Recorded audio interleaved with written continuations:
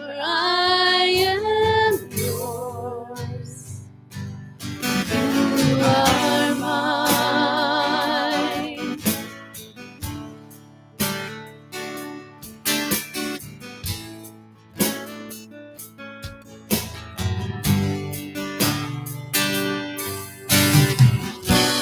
Your grace abounds in deepest waters. Your sovereign hand will be my guide. Your heat may fail and fear surrounds me. You never fail, and you won't start now. I will call upon your name and keep my eyes above the waves. When oceans rise, my soul will rest in your embrace. For I am yours.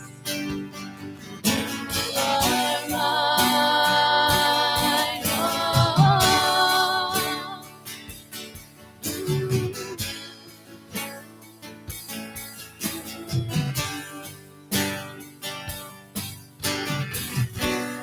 Spirit, lead me where my trust is without borders. Let me walk upon the waters wherever you would call me. Take me deeper than my feet could ever wander, and my faith will be made stronger in the presence of my Savior.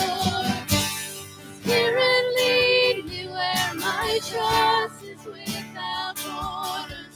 Let me walk upon the waters wherever you would call me. Take me deeper than my feet could ever wander, and my faith will be made stronger in the presence of my Savior. Spirit, lead me where my trust is without borders. Let me walk upon the waters wherever you would call me. Take me deeper than my feet could ever wander, and my faith will be made stronger in the presence of my Savior.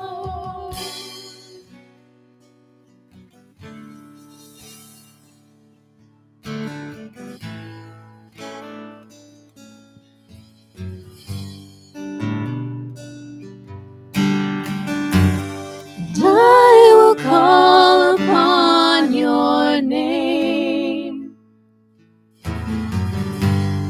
Keep my eyes above the waves. When oceans rise, my soul will rest in your embrace. For I am yours. You are mine.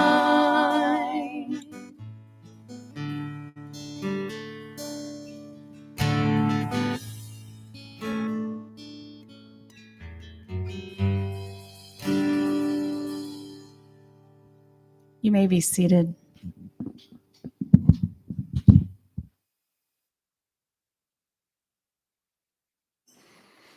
Well, good morning, church family. Thank you, worship team. Those words, we sing them. They're just so powerful when you really stop to think for a moment about what you're saying and what you're singing. So thank you, worship team. I needed that. Today we are continuing our study in Esther. And as always, we just have a lot to get to, so I'm just going to jump right to it here. We're going to be in Esther 4, starting in verses 12 through 17. Esther 4, 12 through 17 says this. And they told Mordecai what Esther had said. Then Mordecai told them to reply to Esther, "Do not think to yourself that in the king's palace you will escape any more than all the other Jews. For if you keep silent at this time, relief and deliverance will rise for the Jews from another place, but you and your father's house will perish. And who knows whether you have not come to the kingdom for such a time as this?" Then Esther told them to reply to Mordecai, "Go, gather all the Jews to be found in Susa, and hold a fast on my behalf, and do not eat or drink for 3 days, night or day. I and my young women will also fast as you do. Then I will go to the king, though it is against the law, and if I perish, I perish." Mordecai then went away and did everything as Esther had ordered him. All right, so here we come to what is probably the most well-known portion of this book. It's probably certainly at least the most quoted, and rightfully so. I mean, this is the critical moment of this story. It's the critical moment in so many lives, and everything hangs on this moment, on this decision. It's the turning point, if you will. It's the moment of decision and action when everything is on the line. Hollywood could not write a better storyline if they tried. So our passage starts off with verse 12, and they told Mordecai what Esther had said. Now, what I want to do is I just want to back up and just run through verses 1 through 11. Pastor John preached on these last week, but I just kind of want to skim over them again so we can know where we are in the story and we can get a running start into our passage and just kind of lay some background work so that the weight of this moment doesn't pass us. So this decree to exterminate all the Jews goes out. And in verse 1, Mordecai, he tears his clothes and he puts on sackcloth and ashes. And he goes out into the city and he makes just this loud and bitter cry, right? He just makes a spectacle of himself. And he did so right up into the king's gate, because by law, he was not allowed to enter the king's gate if he's in sackcloth. Now, we have to remember something here. Mordecai was not able to contact Esther. In our world, where we are so connected, we must remember that at this time, he could not call her. He couldn't email her. He couldn't text her or DM her on social media. In a world where I can pretty much reach anybody, anywhere, at any time in a dozen different ways, it's kind of hard for us to imagine that somebody could just be 500 feet away and you're not able to talk with them. So Mordecai did the only thing he could do, which was to create such a pitiful display of himself at the king's gate that the message would reach Esther. If he lamented enough, if he wailed enough, the word might reach Esther. And his gamble worked. And Esther's young women went and told her. Now, clearly, Esther did not know what was going on. She did not know about the decree or anything about this whole plot. She knew none of it. We have to remember that she was locked away in the king's palace about 5 or 6 years around this time. And she was queen, but she was sequestered and she was not a part of this. She's not a part of the everyday decisions. She was not part of the inner circle of the royal family. And so she didn't know about the decree that way, but she also wasn't a part of the Jewish community. So she didn't know about the decree that way. We can surmise that she didn't know about this by the way she acted when her eunuchs came and told her about Mordecai, because all she did was send him clothes. We can surmise that she didn't know because he's at the gate and he's throwing a fit in sackcloth and ashes. And Esther's like, well, I don't know, maybe a new outfit will make him feel better. Well, Mordecai was like, I don't need clothes, and sent the clothes back. Well, this upsets Esther even more. So in verse 5, she sends a trusted friend, Hathach, and to find out what in the world was going on. Why did he reject her gift, and why was he weeping and just throwing such a fit? Verses 7 and 8, Mordecai tells Hathach what is going on and gives him a copy of the decree to take back to Esther that orders their own destruction. Esther basically tells Hathach in verse 11 that she's powerless, that there's nothing she can do. If she appears before the king without being summoned, she's dead. And so it's all going to come to nothing anyway. Now, I want to slow down here at this point because it's important later in the sermon, but we need to remember how scary this moment is for Esther. The weight of this. Think about what's going on apart from what we had just read. She's in a prime position to live her life in the ease and luxury. At the very least, she could live. But if she goes into that room without being summoned, she's dead. The rule is you do not go into the king's throne room without being called. And if you do, there's a chance that you're killed. It was a way to protect the king, protect Xerxes. And even when you're a queen, you better listen to the rules. You guys remember what happened to Queen Vashti in chapter 1? She didn't listen, and she was at the very least banished from her royal life. Some commentators think she was actually killed. The Bible doesn't really say, but at the very least, she was banished from this life that she knew. Remember, Esther had already been living in the palace around this time for about 5 or 6 years, and so she was used to this life, and she was queen. She had absolutely everything she could possibly want. And what now? She's to throw all of that away just to die, so then the Jews are going to die anyway?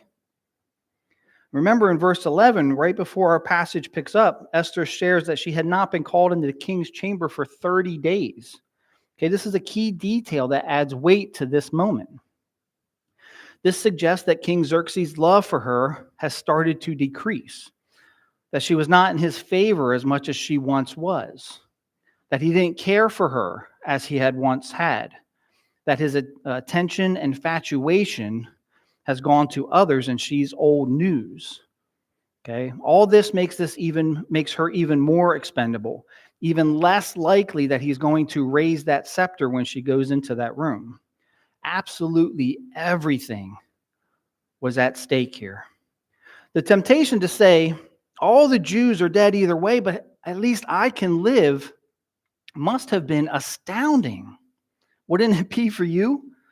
I mean, if you put yourself in her position without any knowledge of the rest of the book, wouldn't you be thinking something along the lines of, well, I mean, why do I go in there and die anyway, just so the rest of the Jews are going to die? At least I can live. Why should I risk my life? Nothing is going to change anyway. It's the same temptation that we face every day, is it not? Why should you risk your job? The company's not going to change anyway.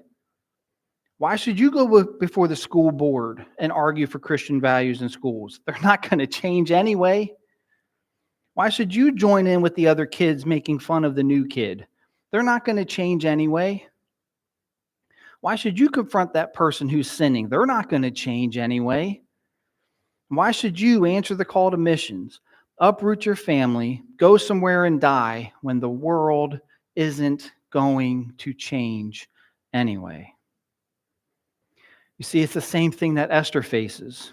Why give up this comfortable life if everyone dies anyway? Nothing changes.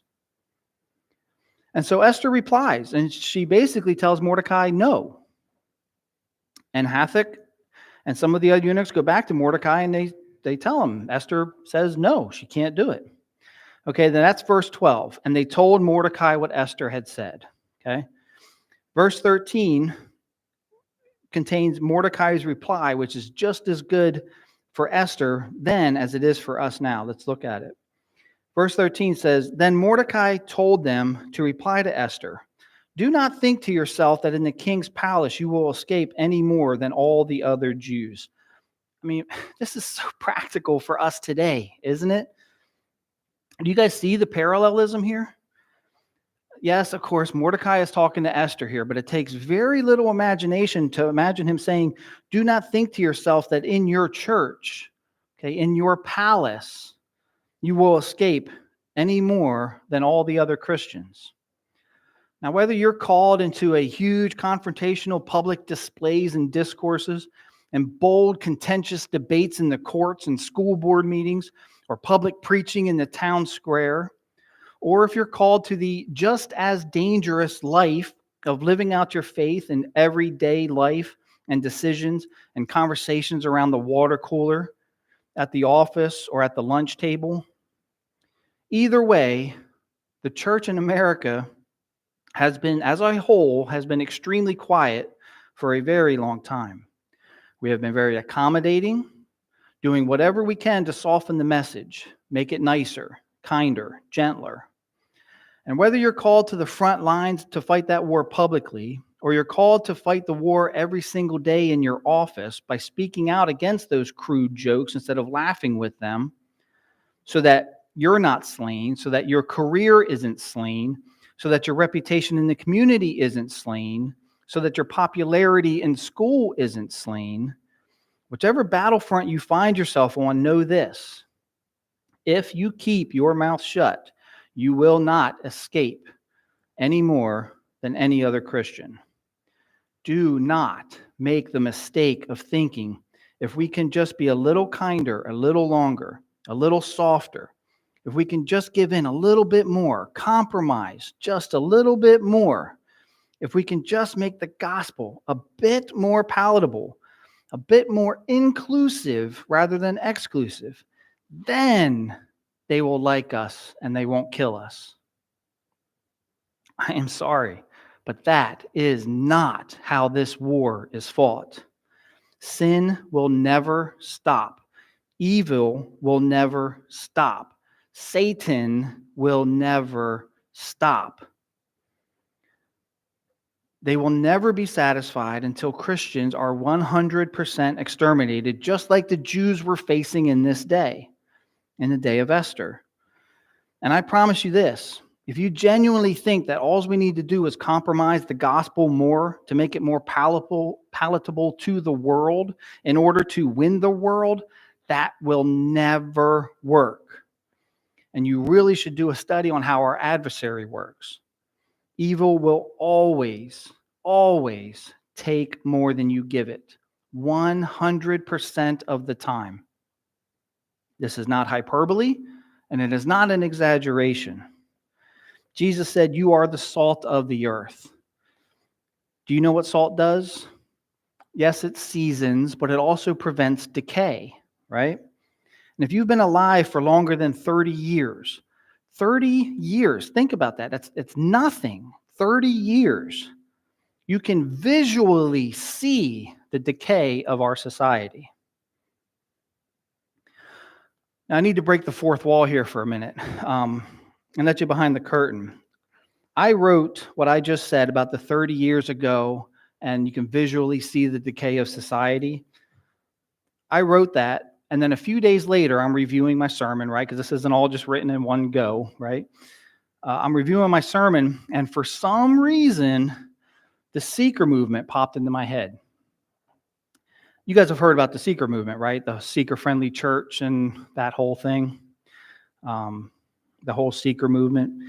So I thought, I wonder when the seeker movement started. Wouldn't it be funny, I thought, if I wrote that the decline of Western society started about 30 years ago of my own accord and of my own guessing and just for my own little brain? And what if the seeker movement started about 30 years ago? 30 years ago would put us, early to mid-90s, right? So I Googled it. I asked, when did the seeker movement in the church begin? And this is what Google said. The church's seeker movement began in the 90s, when evangelical churches began to modify their preaching to attract so-called seekers. The movement's leaders wanted to be more culturally relevant by removing less culturally accepted topics from their sermons, toning down their preaching, and abandoning church traditions. They wanted to win over people by appealing to the postmodern ethos of the West, which is individualistic, relativistic, and therapeutic, end quote. Now, what does the Bible say about seekers? Romans 3:10 and 11 says, "As it is written, none is righteous, no, not one. No one understands. No one seeks for God." So Scripture clearly says that there are no people who seek for God. So who exactly is the seeker movement aimed at? Well, it's aimed towards the seekers. But Scripture says there are no seekers. And the fruits of what happened when we don't follow Scripture are abundantly clear to us. They're evident all around us. I don't need to give you any examples. I will, but I don't need to. You could throw a rock and find evidence of decay in our society: abortion, pornography, homosexuality, financial greed, theft, embezzlement, road rage, corruption in our politics, in our media, the absolute smut that is on television that they don't even, they used to put that on late at night. They don't even do that anymore. They don't even care if the kids see it anymore. The acceptance of anything demonic and the outright rejection of anything Christianity, whether it's based on science or not, weak, morally corrupt, and completely inept leadership at the highest levels, on and on and on and on. The 7 deadly sins aren't just on full display. We have parades to celebrate them. So what do we do about this? Verse 14, for if you keep silent at this time, relief and deliverance will rise for the Jews from another place, but you and your father's house will perish. Now, Pastor John mentioned at the start of this whole series that God is not mentioned in the book of Esther. And there's actually 2 books in the Bible that God is not mentioned. It's Esther and the Song of Solomon. But make no mistake that God is throughout both books. And here in this verse, we sort of kind of get the first real clue of a genuine faith. So he says, don't think for a second that sitting in that palace is going to save you. The decree is for all Jews. And being queen will not save you once this goes through. You will be found out, and you and your family will be killed. The decree must change, or you will die. And then he says, for if you keep silent at this time, relief and deliverance will rise for the Jews from another place. Now let's stop there. You see, the question was never if God was going to allow this slaughter to happen to his people. Okay, that was never the question. The question was never, was God going to remain faithful to his people? Okay, that was never the question. The question was always, are you going to partake in the blessing of what God is already doing? That's the question. And it's the same for us today. God will remain faithful. It's just, do you get to see it? Do you get to partake in it and be a part of it? He says, but you and your father's house will perish. So Mordecai is saying that deliverance will come, but if you neglect it, this place where God has placed you, right? A place that she really had no part in getting to, right? She didn't make herself beautiful, right? God made her beautiful. It's like Alistair Begg said, she basically just wanted a beauty pageant. And that's how she got to where she was. Well, she didn't make her eyes a certain way or squish her nose a certain way to make herself look right. That's all God, right? It's God's providence that put her where she's at. And he's saying, if you neglect this and you do not help, we will still be saved, but you and your father's house will perish. And it's better to die for a good cause than a bad one. Then he continues building his argument. He says in the second half of verse 14, and who knows whether you have not come to the kingdom for such a time as this. You see, first he lays down a logical argument, and then he lays down an encouraging one. Who knows? Now, why did Mordecai word it like this? I mean, yeah, it's kind of rhetorical. I can kind of see that. But I think there's some truth here that we can pick apart. He says, who knows? Because, who knows, right? We can't know what's in the future. In other words, he is saying that God will keep his promise to his people. And maybe you are here to take part in the blessing of saving God's people and having a book written about you and people studying your life 6,000 years later in a little church on the other side of the planet, right? I mean, who knows? Maybe that happens. I mean, it's happening, right? And if he had said something as ridiculous as that at that time, it would have sounded as absurd and outlandish a sentence that has ever been constructed, but it's happened. It's happening. So who knows? Who knows? It's like Clark said in his commentary. It was as if he had said, "Is it likely that divine providence would have so distinguished thee and raised thee from a state of abject obscurity merely for thy own sake? Must it not have been on some public account? Did he not see what was coming? And has he not put thee in the place where thou mayest counteract one of the most ruinous purposes ever formed?" End quote. But remember, while we have the privilege of knowing the end of the story, in this moment during this conversation, nobody knows what's going to happen next. We just talked about this in my Sunday school. That's why he says, who knows? Because he doesn't know, and she doesn't know. So who knows? One of the ways that we can have confidence in what is going to happen next is to look back at our lives and see what God has done so far. And the examples of this are all over the Bible. Jochebed, releasing Moses into the water, only to receive him back with pay to raise him. I mean, imagine the heartache of releasing your baby into a river. You have no idea what's going to happen, but God does. Moses leaving the palace life to end up saving God's people, right? I'm sure if you could talk to Moses as he's running out into the desert after killing a man, if you could catch up to him and ask him, "Moses, how's it going? How you doing?" I'm sure the answer isn't, "I feel like I'm going to lead God's people out of here and start a nation," right? He has no idea what's going on. He's scared. He's running. But God has a plan. You look at Joseph. I mean, as far as he's concerned, he just receives a colorful coat. He has a dream, and somehow he ends up in a well and sold into slavery. If you could catch up with Joseph standing on the seller's block and ask him, "Hey, how's it going? How you feeling?" I would imagine it would be, "I don't know what's going on. I just got a coat, and now I'm standing here getting sold into slavery." He doesn't know what's going to happen. We do because we have the end of the book, but he didn't in that time. Then God blesses him and he raises up through the ranks and ends up as Pharaoh's right-hand man. Hey, that's great.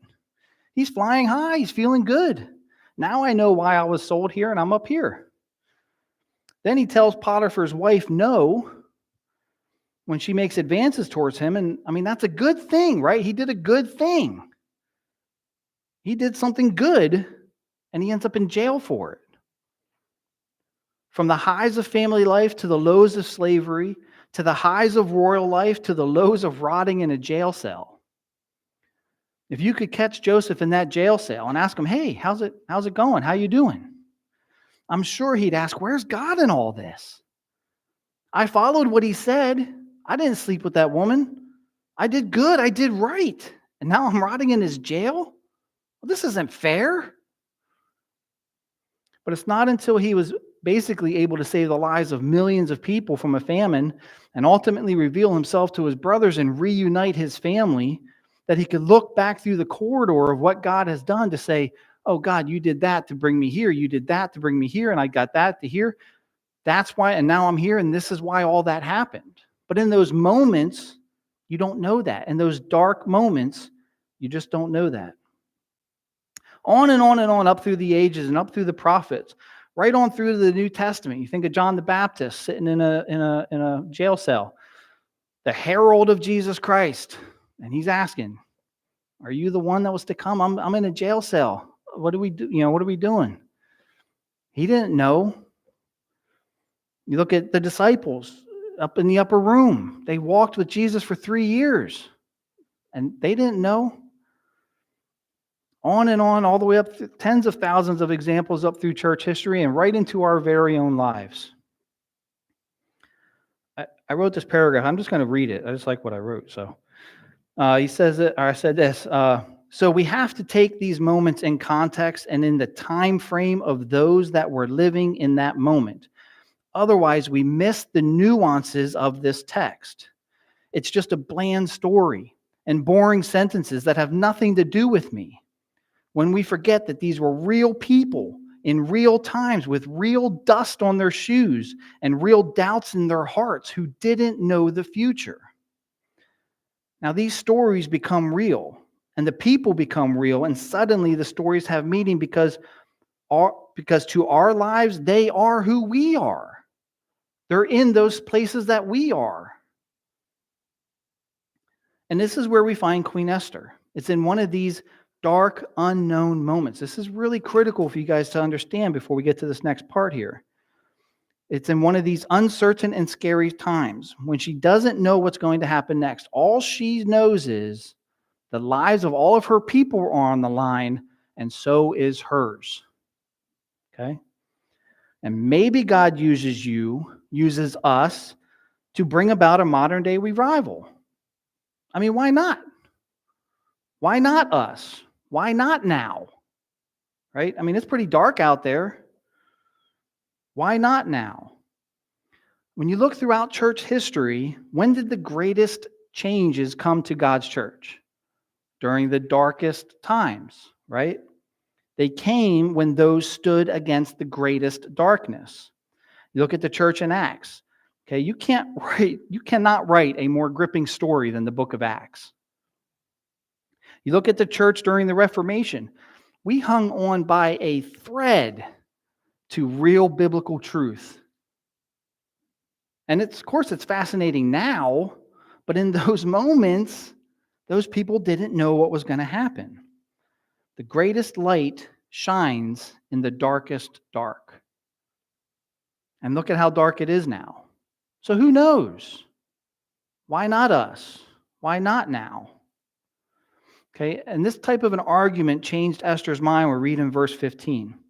She says this, "Then Esther told them to reply to Mordecai, 'Go, gather all the Jews to be found in Susa, and hold a fast on my behalf, and do not eat or drink for 3 days, day or night. I and my young women will also fast as you do. Then I will go to the king, though it is against the law, and if I perish, I perish.'" I mean, look at that unwavering resolve. Remember everything we just talked about. And look at that. If I perish, I perish. That is strength. Okay? I will go. And if I die, I die. That's commitment. The structure of the words there lead me to believe that this was not just like some resignation to a fate that she can't control. Okay, they were spoken with courageous determination. Kaufman, in his commentary, wrote this: "For sheer courage, for faithful acceptance of an assignment fraught with mortal danger, for obedience to her beloved foster father Mordecai, for her patriotic zeal and determination to rescue her people from massacre, yes, and for evident trust in God and confidence in his blessing, Esther's actions here equal or surpasses anything ascribed in the literature of all nations to the greatest heroes of the human race. What a marvel was Esther." But notice, this is not fanaticism. Okay? It's not some emotionally furious, emotional reaction to what Mordecai said. She's not just taking off and running into the king's chamber and screaming her head off, is she? What does she do first? She says, "Hold a fast on my behalf and do not eat or drink for 3 days, night or day. I and my young women will do the same. Then I will go into the king." Now, let's address this fast real quick. And then we'll talk about application. Fasting. I don't have time, obviously, to get into a full treatise of what fasting is, but I thought it important to address here because, at least at the high level, because the tendency could be to think that they're fasting in order to manipulate God into this action. Okay? And that's just not true, right? We know that God cannot be manipulated. In a sentence, fasting is how much you care about something. Instead of eating, I'm going to pray. And every time I get hungry, it's going to push me to earnest prayer because I care about this other thing so much that there's just no way that I could eat. Let me give you an illustration I learned a long time ago. Imagine with me, if you would, right now you could pick to go anywhere in the world. And you can go do anything that you want to do, all expenses paid, no food, no worry, whatever. You can go do whatever you wanted to do. Let me give you some examples to make sure you're thinking high enough. Maybe it's a 4-week Caribbean island vacation. Okay. For some of you, it might be a weekend spent with Lionel Messi or LeBron James or Michael Jordan, whoever your favorite sports athlete is. Maybe you get to spend the weekend hanging with Dude Perfect and getting on one of their videos, or whoever your favorite YouTuber is, or your favorite singer. You get to spend the weekend with your favorite singer, or a fishing trip to Alaska, or a big game hunting trip to Africa, maybe a safari, maybe a cruise around the world with ports in every single major destination around the world. That'd be pretty sweet. Whatever that is for you, think for a moment. Just think about that and then think about how excited you would be to go for that. Now it gets a little bit better. You get to pick one person to go with you. Okay? So pick somebody that's close to you. It could be your child, it could be your spouse, it could be your parent, but whoever it is, pick somebody that's close to you. You have that person? All right. Now imagine the excitement for weeks leading up to this event. And finally, the day is here. You and this person are heading out to the car to leave for this event. You're so excited. You're laughing, right? Energy's high. As you're walking to the car, picture this now. This person you're with, your child, your spouse, your parent, they reach up to their heart and they go, "Ah, my heart," and they fall over lifeless on the ground. In that moment, what do you care about? Are you even thinking about that trip that you were just so excited about? No. Why? Because you care so much for this other person that you couldn't even think about this trip. Now, reduce that magnificent trip, that once-in-a-lifetime trip, reduce that down to just going to a local restaurant, just a normal restaurant down the street with your friend, and that happens. How little do you care about that restaurant? That's fasting. You want me to eat? Are you crazy? Look at what happened. Look what's going on. Imagine you're looking at the lifeless body of this person and someone brings up a cheeseburger and they offer it to you. Get that out of here. I can't eat. We need to call for help. We need to start CPR. We gotta do something. I gotta do, right? We gotta figure this out. We gotta get somebody. I can't eat. That's fasting. It's not a manipulation of God. It's a manipulation of you stirring in your own heart to care about something more than food. And it's in those level of prayers God moves, because you care so much about something, because God cares for you, he moves in those prayers. All right, let's go back to our text real quick, and I'm wrapping up here.